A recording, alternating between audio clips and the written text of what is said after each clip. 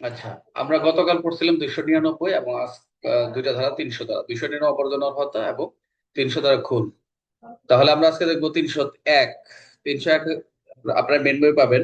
যে ব্যক্তির মৃত্যু অভিষ্ট ছিল সেই ব্যক্তি ব্যতীত, যাকে আপনি টার্গেট করছেন মারার জন্য, সেই ব্যক্তি ব্যতীত অন্য ব্যক্তির মৃত্যু ঘটায় যদি নর হত্যা অনুষ্ঠান করেন, ঘটায় নর হত্যা অনুষ্ঠান, তাহলে হচ্ছে কালপাবল হোমোসাইড। অন্য ব্যক্তির মৃত্যু ঘটালে, তাহলে এই দ্বারা মূল বক্তব্যটা হচ্ছে অন্য ব্যক্তির মৃত্যু ঘটালে। যদি কোনো ব্যক্তি একজন নির্দিষ্ট ব্যক্তিকে হত্যা করার উদ্দেশ্যে বা জেনে এমন কোনো কাজ করে যেটা হচ্ছে মৃত্যু ঘটতে পারে পারে কিন্তু সেই কাজের ফলে অন্য কোনো ব্যক্তির মৃত্যু ঘটে, তাহলে সে অপরাধ ঠিক একই রকম গণ্য হবে যেন সে ব্যক্তিকে হত্যা করতে চেয়েছিল তাকেই হত্যা করেছে।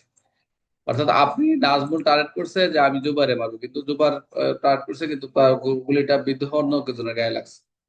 তাহলে সে যেরকম আহ যে অপরাধ করার জন্য ঠিক একই রকম গণ্য হবে যেন সে ব্যক্তিকে হত্যা করতে চেয়েছে তাকেই হত্যা করেছে। তাহলে এখানে লক্ষ্য ব্যক্তি এক হলেও সবসময় মনোযোগ দেন। ভুলবশত অন্য ব্যক্তি মারা গেলে, ভুলবশত, অপরাধের ধরন পরিবর্তন হবে না, অপরাধের ধরন পরিবর্তন হবে না। আইনে একে বলা হয় ট্রান্সফারেট মেলাইস, উদ্দেশ্য স্থানান্তর নীতি। আইনে একে বলা হয় ট্রান্সফারেট মেলাইস, উদ্দেশ্য স্থানান্তর নীতি। সহজভাবে যদি আমরা নেই এটাকে, কেউ যদি একে হত্যা করার উদ্দেশ্যে গুলি করে কিন্তু ভুলবশত ভুলবশত মারা যায়, তাহলে আমরা এমন ভাবে বিচার করা হবে যেন সে একে হত্যা করেছে, এমন ভাবে বিচার করার জন্য হত্যা করেছে। অর্থাৎ অপরাধের উদ্দেশ্য, ইন্টেনশন যার বিরুদ্ধে ছিল এবং আইনে সে উদ্দেশ্য অন্য নিহত ব্যক্তির উপর প্রযোজ্য ধারা হবে এই 301। অর্থাৎ সাজাটা কিন্তু এখানে আমরা অপরাধ হত্যার এটাও আমরা 301 304-এর যে সাজাটা সেটা নিতে পারি। উদাহরণ 1, এ বি কে হত্যা করার জন্য গুলি করে। মনোযোগ দেন। এ বি কে হত্যা করার জন্য গুলি করছে কিন্তু গুলি গিয়ে সি এর গায়ে লাগে এবং সি মারা যায়। টার্গেট বি রে মারার কথা, সি রাখছে, এক কথা, কোনো এখানে না বোঝার কিছু নেই। এখানে এ 300 কালপাবল হোমোসাইড করেছে বলে গণ্য হবে। আর উদাহরণ একটা দিচ্ছি, এ জেড কে হত্যার উদ্দেশ্যে বোমা ছোড়ে কিন্তু বোমা ওয়ার গায়ে লাগছে, বোমা মারা যায়, আইন অনুযায়ী এ অপরাধ একই থাকে। আর এটা দিচ্ছি, এ ভিড়ের মধ্যে জেড কে লক্ষ্য করে গুলি ছুড়ে কিন্তু ভুলে বি মারা যায়, এখানে এটা একটা ট্রান্সফারেট ইন্টেনশন, ইন্টেনশন ধরা হবে। মূলনীতিটা কি? এই ধারার তিনটা মূলনীতি। 301 তিনটা বিষয় বুঝাবে। একটা হচ্ছে ইন্টেনশন, এক কর্ম, অর্থাৎ ইন্টেনশন হচ্ছে একজনকে হত্যা করার উদ্দেশ্য ছিল, এক কর্মটা কি সেই উদ্দেশ্যে কাজ করা হয়েছে। আর ডিফারেন্ট ভিকটিম, ডিফারেন্ট ভিকটিমটা হচ্ছে ডিফারেন্ট, অন্য ব্যক্তি মারা গেছে এটাই খেলা করতে। ইন্টেনশন এক অ্যান্ড ডিফারেন্ট ভিকটিম হতে হবে, 301 হতে হলে ডিফারেন্ট ভিকটিম লাগে। তবুও অপরাধ ধরনের একই থাকে। এখানে প্রশ্ন এগুলো দরকার নাই, মেলাসি মূলত হলো দরকার নাই এটা।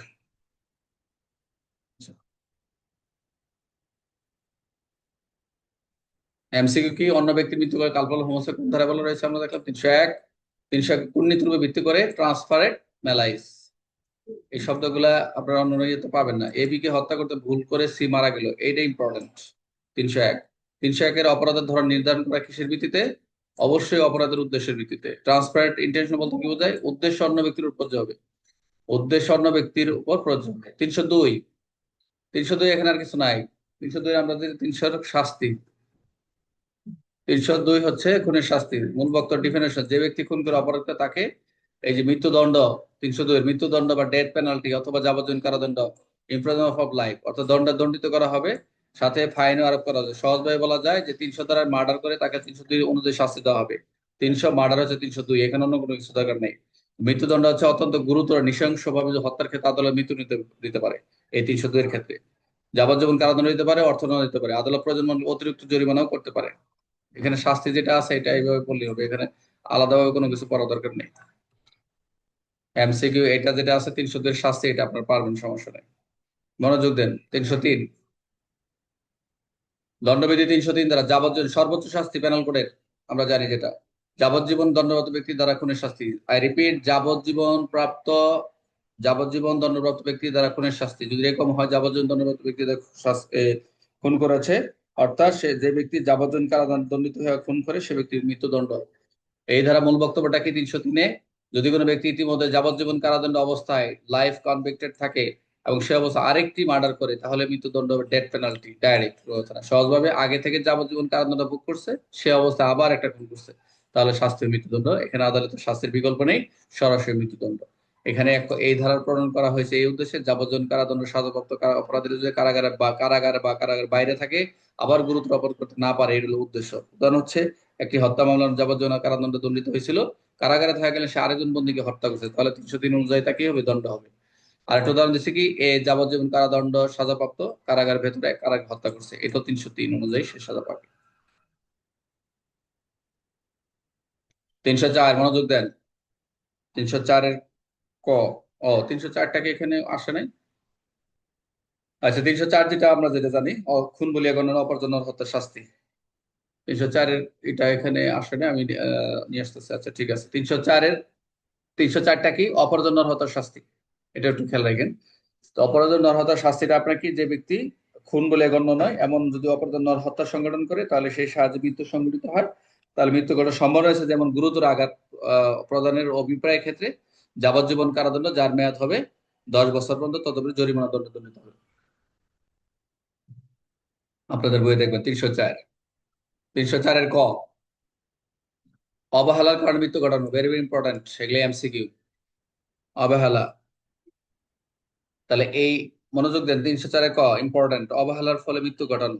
যদি ব্যক্তি অপরাধজনক, এই যে ব্যক্তি বেপরোয়া, রাশ, ডেসপারেট বলে, বেপরোয়া, অবহেলার জন্য নেগলিজেন্ট কাজ করে, সেই কাজের জন্য মৃত্যু, কিন্তু কালকুল হোমোসাইড নয়, তাহলে সেই ব্যক্তি কি নরহত্যা বলিয়া গণ্য নহে।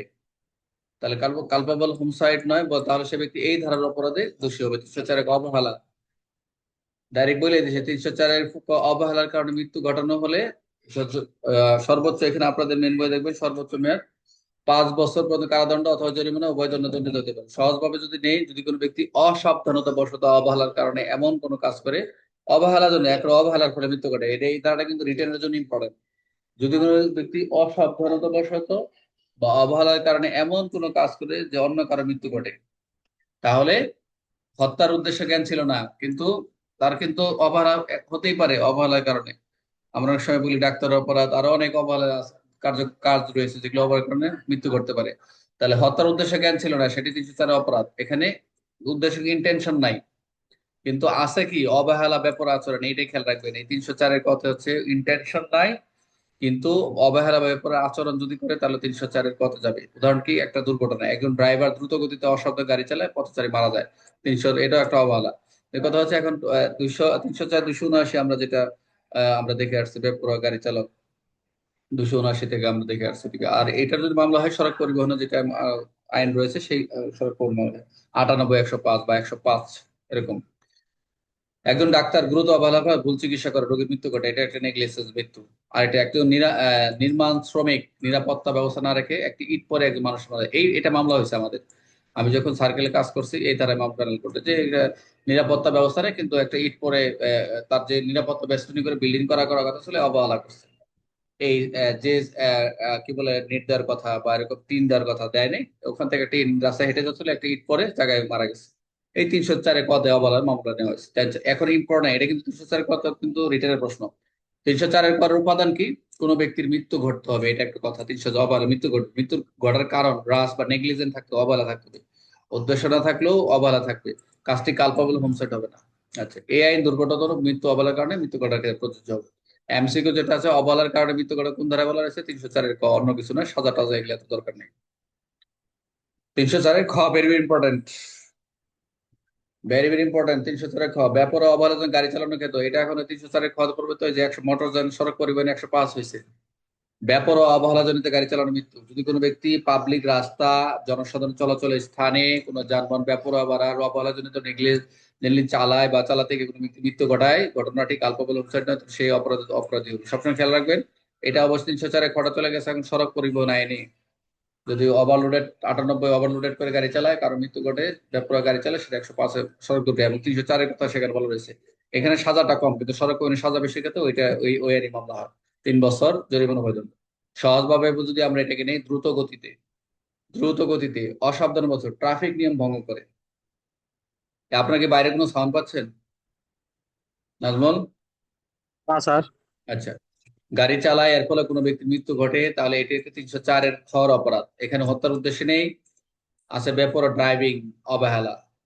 তাহলে একজন বাস চালক দ্রুতগতিতে বাস চালায় গিয়ে পথচারীকে চাপা দিয়ে হত্যা করে 304-এর খ। একজন মোটরসাইকেল চালক ট্রাফিক আইন না মেনে দ্রুতগতিতে চালিয়ে একজন মানুষকে ধাক্কা দিয়ে মারা যায়, এটা 304-এর খ। একজন ট্রাক চালক দ্রুত ঘুমন্ত অবস্থায় গাড়ি চালিয়ে দুর্ঘটনা ঘটায় একজন মৃত্যু হয়, সেটা হচ্ছে র্যাশ ড্রাইভিং এর উদাহরণ। তাহলে 304-এর উপাদান কি? অবশ্যই মৃত্যু ঘটতে হবে। এটা আগেরটাও 304-এর মৃত্যু করে, এটাও কিন্তু মৃত্যু ঘটতে হবে। মৃত্যুর ঘটার কারণ থাকতে হবে, অবহেলা থাকতে হবে, ঘটনাটি পাবলিক বা পাবলিক রাস্তায় করতে হবে, কাজটি কার্বন হোমসাইড হবে না। আচ্ছা, বেপরোয়া ড্রাইভিং কারণে মৃত্যু ঘটে প্রযোজ্য 304-এর খ। অবশ্যই এটা এমসিকিউর ক্ষেত্রে প্রযোজ্য। ছোট প্রশ্ন দিয়ে দিতে পারে একটা লিখিত ক্ষেত্রে। ও, এই যে এখানে চলে আসছে 304-এর, এখানে দিয়ে দিচ্ছে। আচ্ছা, এটা কপি করে সামনে দিয়ে দিই।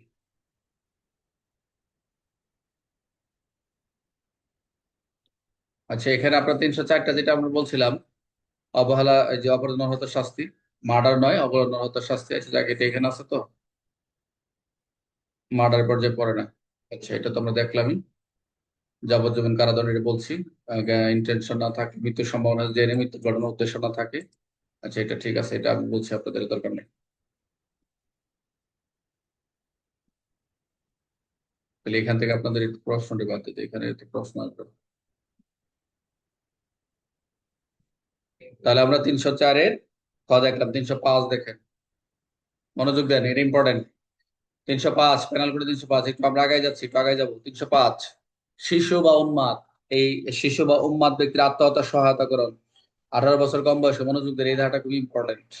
প্যানেল করে 305 খুবই ইম্পর্টেন্ট একটি ধারা, যে 305 শিশু বা উন্মাদ ব্যক্তির আত্মহত্যা প্ররোচনা কিরকম। এই ধারা মূল বক্তব্য হচ্ছে 18 বছর কম বয়সে কোন শিশু অথবা উন্মাদ ইনসেন ব্যক্তি অথবা প্রলাপগ্রস্ত, এই ডেলিরিয়াস বা আপনারা দেখবেন হচ্ছে বিকারগ্রস্ত, যেটা বিকারগ্রস্ত অথবা মূর্খ, প্রতিবন্ধী বা ইডিয়েট, এই যে প্রতিবন্ধী, ডিজেবল, এরকম মাতাল অবস্থা, ইনটক্সিকেটেড, এই যে বিষয় যেগুলো আপনার মেন বইটা দেখে, মেন বই যেটা বলা রয়েছে, কোন উন্মাদ ব্যক্তি, বিকারগ্রস্ত ব্যক্তি, জড়বুদ্ধি সম্পন্ন অথবা কোনো প্রমত্তাগ্রস্ত ব্যক্তি আত্মহত্যা করলে বা আত্মহত্যা করে বা কোনো ব্যক্তি আত্মহত্যা করতে প্ররোচনা দেয়, সহায়তা করে, তাহলে সেই ব্যক্তি এই ধারা 305। শিশু বা উন্মাদ ব্যক্তিকে যদি দেয়, তাহলে আত্মহত্যা প্ররোচনা, আর কোনো কিছু দরকার নেই এখানে। যাবজ্জীবন কারাদণ্ড, 10 বছর সাজা, মৃত্যুদণ্ড, যাবজ্জীবন কারাদণ্ড, এর জরিমানা হতে পারে। সহজভাবে আমরা যদি নেই যে, যদি কোনো মানসিক বা দুর্বল অপ্রাপ্তবয়স্ক কাউকে আত্মহত্যা করতে উস্কানি দেয়, এটি অত্যন্ত গুরুতর অপরাধ। তাহলে উদাহরণ দেখি, 16 বছর এক শিশুকে আত্মহত্যা করতে উৎসাহ দেয়, সে আত্মহত্যা করে, এটা 305 অনুযায়ী। আর একটা উদাহরণ দিয়ে, একজন ব্যক্তি মানসিক ভারসাম্যহীন ব্যক্তি বারবার বারবার আত্মহত্যা করতে বলে, সে আত্মহত্যা করে, এটা 305। আর এটা হচ্ছে একজন মাতাল ব্যক্তিকে আত্মহত্যা করতে উস্কানি দেয়, সে আত্মহত্যা করে, 305। তাই 305-এর উপাদান কি? প্যানেল করে 305-এর উদাহরণটা কি? অবশ্যই আত্মহত্যা সংগঠিত হতে হবে, আত্মহত্যাকারীকে হতে হবে শিশু বা মানসিক ব্যক্তি, এটা খেয়াল রাখবেন। আচ্ছা, আর অপরাধীকে প্ররোচনা প্ররোচনা দেয় এবং সহায়তা করেছে, এই তিনটা হচ্ছে 305-এর মূল উপাদান। এমসিকিউ যেটা আছে আমরা দেখলেনি বয়সের ক্ষেত্রে। আর কারা কারা বলছে, উন্মাদ ব্যক্তি, বিকারগ্রস্ত ব্যক্তি, জড়বুদ্ধি সম্পন্ন, প্রমত্তগ্রস্ত ব্যক্তি যদি আত্মহত্যা করে বা সহায়তা করে। 306 আত্মহত্যা প্ররোচনা, অ্যাবেটন সুসাইড, এটা কিন্তু আলাদা একটা সেকশন। পার্থক্য 305 306 পার্থক্য রয়েছে। 306 আত্মহত্যা প্ররোচনা, ওখানে বয়সের ক্ষেত্রে বলছে এবং কারা কারা শ্রেণী, ব্যক্তির শ্রেণী করে দেওয়া হয়েছে, এখানে কিন্তু নাই। যদি কোনো ব্যক্তি আত্মহত্যা করে, কোনো ব্যক্তি আত্মহত্যা করতে প্ররোচনা সহায়তা করে, তাহলে সে ব্যক্তি এই ধারার অধীনে হবে। লক্ষ্য করুন, এখানে আত্মহত্যাকারী বয়স মানসিক গুরুত্বপূর্ণ নয়। 305-এর মতো বিশেষ সুরক্ষা নেই এখানে। 305-এর যে বিষয়গুলো দেখলাম, যে উপাদানগুলো দেখলাম, এখানে কিন্তু তা নাই। অথচ বয়সের ক্ষেত্রে এখানে কিন্তু কোনো লিমিট করে নাই। এটা মামলা হয়, খুবই একটা ক্রিটিক্যাল মামলা। অনেক সময় চিরকুট পাওয়া যায়, যে মারা যায় আত্মহত্যা করে বলে যে আমি ওকে ফাঁসাই দিয়ে গেলাম, এই 300 আত্মহত্যা প্ররোচনা, যে তুই মর। অনেক সময় বলেন যে এই তুই মর, অ্যাবাটমেন্ট সোসাইটিতে, যে আপনি পুরো নাজমুল বললো তার একজনকে বলে তুই মারা যায়, খালি ফোনে যদি রেকর্ডও করে বা কোনো ভয়েস পাওয়া যায় বা কোনো একটা চিরকুট পাওয়া যায়, যদি মারা যায় এরকম যদি প্ররোচনা করে, তাহলে 306 হয়ে যাবে। আপনার মেন বই দেখি। তাহলে যদি কাউকে আত্মহত্যা করতে উৎসাহ দেয়, প্ররোচনা দেয়, সে 306-এর দণ্ডনীয় অপরাধ। এখানে কোনো ইচ্ছাকৃত হত্যা নেই। সর্বোচ্চ সে 10 বছর। এ তার বন্ধুকে আত্মহত্যা প্ররোচনা দেয়, বন্ধু আত্মহত্যা করে, 306 অনুযায়ী। এ পরিচিত বারবার আত্মহত্যা করতে বলতে থাকে, এটাও কিন্তু 306-এর উপাদান। আর 306-এর উপাদান তিনটা, এখানেও তিনটা। আত্মহত্যা সংগঠিত হবে, অপরাধীদের প্ররোচনা সহায়তা করেছে, অপরাধীদের বয়স, মানসিক অবস্থা, এই বয়স মানসিক অবস্থা গুরুত্বপূর্ণ নয়, এটা একটু খেয়াল রাখবেন। আপনাদের মনে হয় এটি পিডিএফ গুলো দেয়নি, দেখে আজকে দিয়ে দিই। এই যে কাট শার্ট এডিট চলতেছে, তো এই জন্য দিতে পারতেছেন।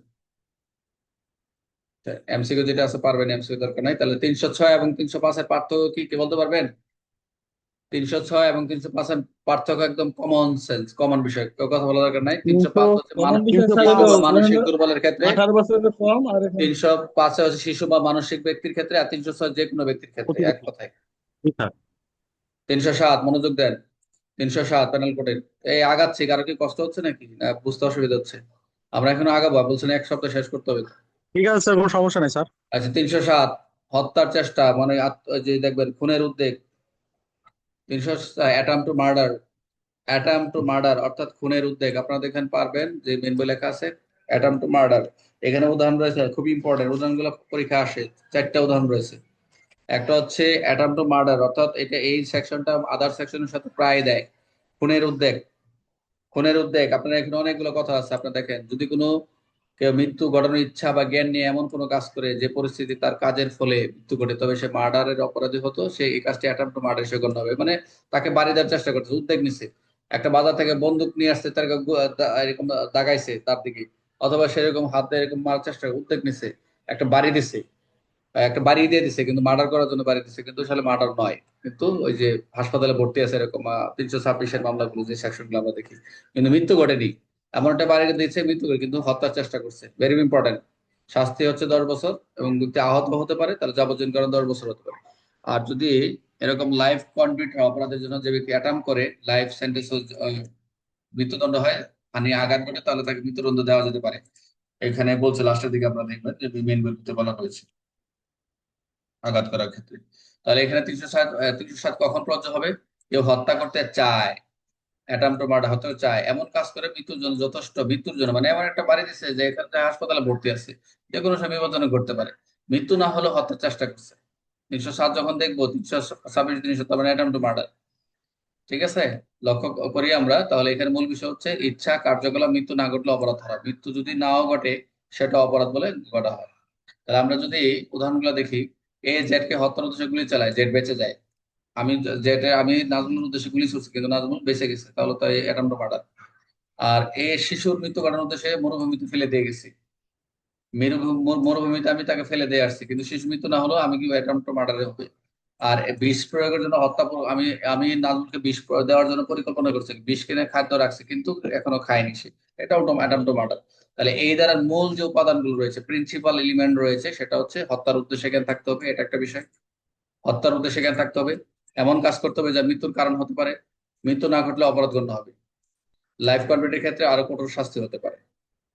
যে উদাহরণগুলো আছে, আপনার মেন বইয়ের উদাহরণগুলো একটু ভালো করে পড়বেন। উদাহরণগুলো থেকে আমি কিন্তু আপনাদের প্রশ্ন করছি, আপনারা পাবেন এই উদাহরণগুলো, আমি যে প্যানেল কোডে ব্যাখ্যা বিশ্লেষণ যেগুলো দিচ্ছি ওখানে আলোচনা আছে, ওখানে পাবেন, কোনো সমস্যা নাই। 308, 308 মনোযোগ দেন।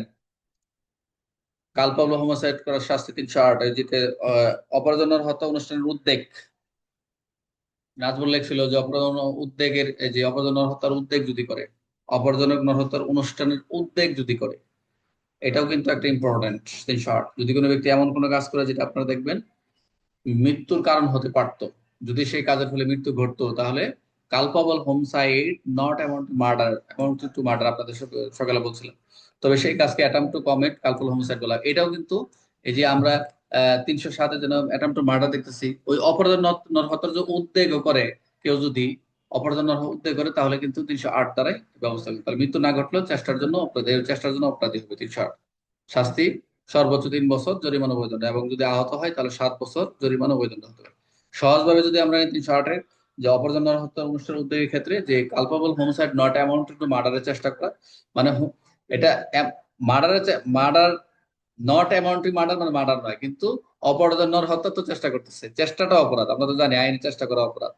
ঠিক আছে, যে আত্মহত্যা করার কি উদ্যোগ করে, মানে একটা লোক বলে না যে অপরাধ চেষ্টা করা অপরাধ, কিন্তু একটা লোক যদি সে আত্মহত্যা করতে গেছে, সে ওখানে যে ঝুলে গেছে, মারা গেছে, শেষ, কিন্তু সে চেষ্টা করে ঝুলে নেয়, এখন মারা যায় না, কিন্তু সে যেটা করে এটাও তার অপরাধ হবে, এটা আবার পরের সেকশনে যাব।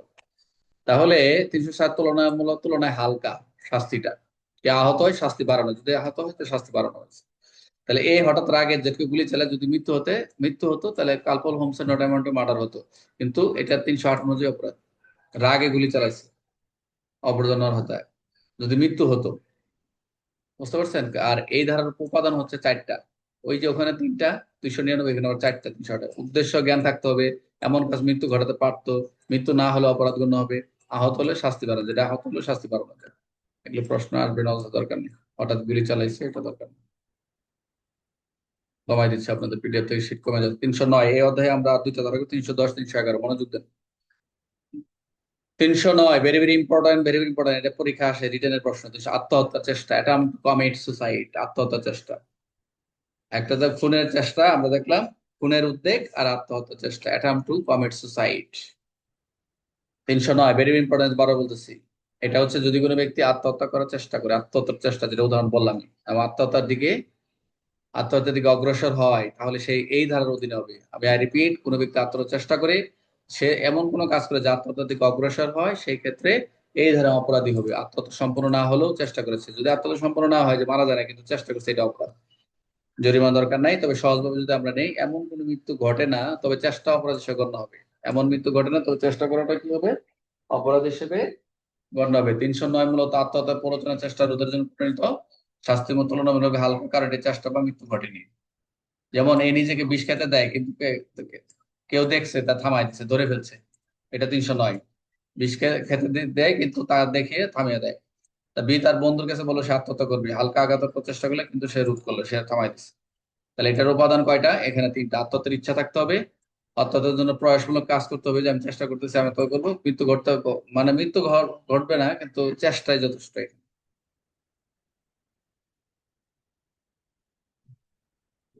হুম।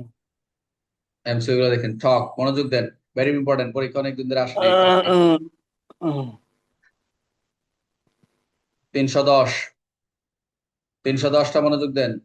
310টা হচ্ছে ঠক। ঠকটা কি, আপনারা মেন বই দেখবেন, ঠগের একটা সংজ্ঞা আছে, পরীক্ষা করে নেবেন। এটা যে এই আইনের অধীনে প্রণীত হওয়ার পর, যখন এই আইনটা প্রণীত, হ্যাবিচুয়াল, যেটা অভ্যাসগত ভাবে আপনারা দেখবেন, নিয়মিত অন্যদের সঙ্গে রবারি, দুষ্টতা বা শিশু অপহরণের জন্য কোনো হত্যার সাথে যুক্ত অপরাধ করে, তাকে ঠক বলা হয়।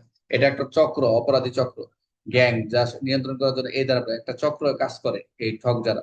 এটা আমরা ঠক তো মনে করি যে এটা একটা ঠগাইছে, এরকম কোনো কিছু না। ঠক, এখানে ঠকটা দেখবেন, যে ব্যক্তি এই আইনের প্রচলন হওয়ার পর যে কোনো সময় খুন করিয়ে, যে কোনো সময় খুন করবে, খুন সহকারে দুষ্কৃত অনুষ্ঠান করবে, শিশু অপহরণের উদ্দেশ্যে অভ্যাসগত অপর কোনো ব্যক্তি একাধিক ব্যক্তির সাথে মেলামেশা করবে, এটা একটা চক্রের কথা বলতে, তাকে ঠক বলা হচ্ছে। এটা পড়ে নিবেন। হ্যাবিচুয়ালি অ্যাসোসিয়েট থাকবে, পারপোজ থাকবে, রোবারি, শিশু অপহরণ, এগুলোর সাথে জড়িত থাকবে, মিন্স থাকবে, অপরাধ হত্যা করার সময় এটা ঝুঁকি থাকে, এরকম। সংক্ষেপে, যে গ্যাং বা হত্যার মধ্যে ডাকাতি, শিশু অপহরণ উদ্দেশ্য থাকে, তাই 310 ধারা অনুযায়ী ঠক বলে গণ্য। উদাহরণ কি, এ বি সি এক গ্যাং এ থাকে। তারা শিশু অপহরণ সম্পর্কে অর্থ আদায় করে পরিকল্পনা করে, এবং সেই সময় যদি কেউ বাধা দেয়, হত্যার জন্য প্রস্তুত থাকে। তাহলে এবিসি সবাই ঠগ হিসেবে অপরাধী হবে। ডি, কোনো একদিন একদিন হঠাৎ ডাকাতি হলে কিন্তু হ্যাবিচুয়াল বা নিয়মিত নয়। ডি ঠগ নয়, কারণ হ্যাবিচুয়াল অ্যাসোসিয়েশন নয়। হঠাৎ করে ডাকাতি হলে, এটা তার হ্যাবিচুয়াল, নিয়মিত করে নেয়। আইন প্রণয়নের পর অপরাধে যুক্ত থাকবে। হ্যাবিচুয়াল অ্যাসোসিয়েশন অপরাধ চক্রের অংশ। উদ্দেশ্য রোবারি বা শিশু অপরাধ, খেয়াল রাখবেন এটা। অপরাধের সাথে হত্যার সম্ভাবনা থাকতে হবে এই ঠগের ক্ষেত্রে। আর শাস্তি হচ্ছে, ঠগের শাস্তি 311। ঠগের শাস্তিটা কত, এগুলো হচ্ছে এমসিকিউ আসবে। ঠগ ঠগ এগুলো যা আছে এমসিকিউ, অন্য এটি তেমন একটা রিটার্ন কোনো কিছু না। ঠগের শাস্তি 311, অন্য কোনো কিছু না।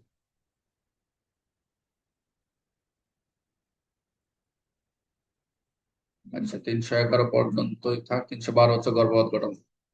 আমরা 311 পর্যন্তই নিলাম। আপনারা সবাই ক্লাস শেষ করে 299 থেকে 311 পর্যন্ত লেখে গ্রুপে জমা দেবেন, শুধু সূচিটা, জাস্ট, অন্য কোনো কিছু না।